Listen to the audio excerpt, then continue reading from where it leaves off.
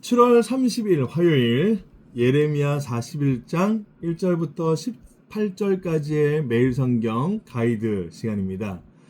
어제에 이어서 예레미야가 그다랴와 함께 바벨론과 친화, 화친 정책으로 평안하게 지내게 되었고, 그로 인하여서 유다 백성들이 다 포로에서 해방되었다라는 사실을 소개해 드렸습니다.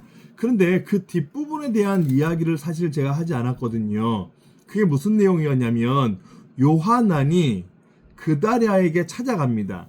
그리고 그다랴에게 비밀스럽게 조용히 이야기를 하나 해주는데, 이스마엘을 조심하라. 이스마엘이 공격한다. 너를 배신한다. 배반한다. 라는 이야기를 흘렸습니다. 그런데 그다랴가 그럴 리 없다. 이스마엘이 결코 그런 자가 아니다. 라고 하며 요하난의 제안에 대해서 내가 못 들은 걸로 하겠다. 오늘날로 말하면, 표현하자면 이렇게 이제 받아치죠. 그러니까 그럴 리 없다는 거예요. 그런데 오늘 41장으로 넘어오면서 실제 이스마엘이 그다랴를 만납니다. 처음에는 좋아했습니다. 그다랴도 그렇게 친하게 어울리자라고 하면서 암몬 사람에 대한 그 공격에 대해서 전혀 무방비 상태였던 거죠. 그런데 이 이스마엘이 결국 그다랴를 살해합니다. 그의 신하들도 쳐 죽입니다.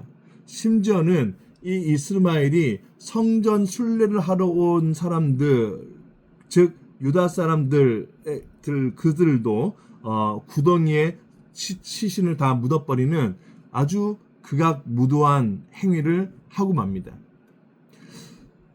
뭘까요? 왜 이런 일이 일어날까요? 재건해야 할 유다, 그 일을 위하여서 그다랴가 해야 했었던 건 아닌가?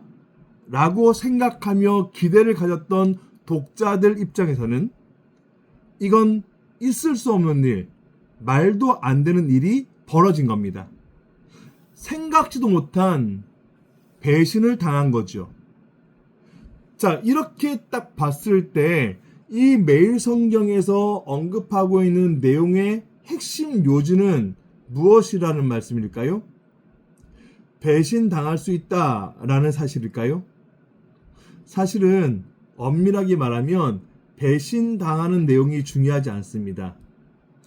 사람의 타이밍과 사람의 시간표와는 하나님께서 생각하신 것과 다르다. 하나님의 때는 사람의 생각과는 전혀 다르다라고 하는 사실을 알려주는 거죠. 인간적인 마음에는 이 일이 빠르게 성취될 것이라 생각했고, 심지어 그다랴는 이스마엘을 의심하지 않았습니다.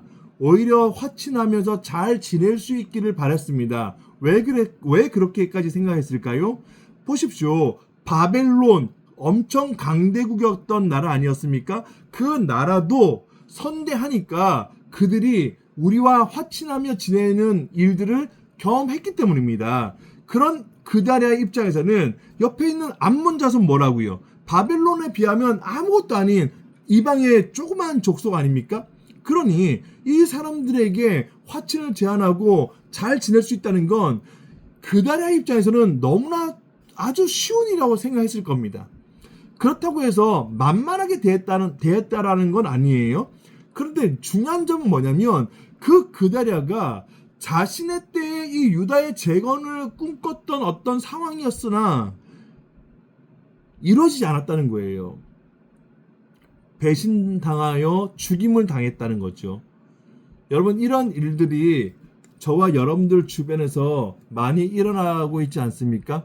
사람이 생각했던 대로, 우리가 계획했던 대로 차근차근 잘 되어 나가는 것이 마치 하나님의 뜻인 양 생각해 왔던 건 아니겠습니까? 그런데 어쩌죠? 하나님께서의 생각하셨던 타임 테이블은 사람의 계획과는 다르다라는 사실을 보여주는 거예요.